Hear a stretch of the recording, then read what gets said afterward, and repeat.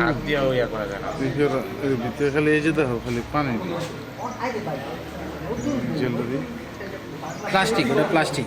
যে edible jail যেগুলো হচ্ছে শিশু খাদ্য সেখানে উৎপাদনের তারিখ, মেয়াদ উত্তীর্ণের তারিখ সুস্পষ্টভাবে দেওয়া নেই, উল্লেখ করা নেই। আপনারা জানেন যে মোড়কজাতকরণ বিধি যেটা বলা আছে সেখানে প্রত্যেকটি পণ্যের উপরে মোড়কে উৎপাদনের তারিখ, মেয়াদ উত্তীর্ণের তারিখ, পণ্যের ওজন, মূল্য এগুলো সুস্পষ্টভাবে উল্লেখ করতে হবে। এগুলো ভোক্তা অধিকার, একজন কনজিউমার যখন পণ্যটা কিনে তার সুস্পষ্টভাবে জানার অধিকার আছে পণ্যটা কখন উৎপাদন করা হবে।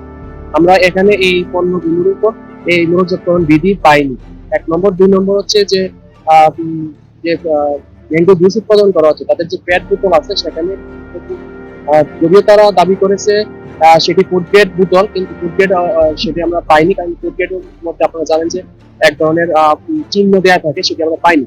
সে প্রেক্ষিতে আজকে এই প্রতিষ্ঠানটিকে ভোক্তা অধিকার সংরক্ষণ আইনে 37 ধারা লঙ্ঘনজনিত কারণে 50,000 টাকা অর্থদণ্ড করা হয়েছে।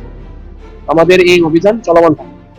দেখেছেন এখানে অপারেশনে আমাদের চতুর্থ ভোক্তা অধিকার পরিদপ্তর এবং খাদ্য পরিদপ্তরের কর্মকর্তারা আজকে এখানে তাদের যে প্রোডাক্ট উৎপাদন করছে এবং তাদের প্রোডাক্টের গায়ে যে মোড়কজাত পণ্যের যে আইন আছে সেই অনুযায়ী উৎপাদন তারিখ এবং তার মেয়াদ উত্তীর্ণের তারিখ থাকার কথা, সেই তারিখটি তাদের প্রোডাক্টের গায়ে নেই। তো সেই অনুযায়ী এই আইন অমান্য করার জন্য তাদেরকে ভোক্তা অধিকার পরিদপ্তর কর্মকর্তার নির্দেশনা মোতাবেক 50,000 টাকার অর্থদণ্ডে দণ্ডিত করা হয়েছে। আমাদের ল্যাবের এই কার্যক্রম অব্যাহত থাকবে।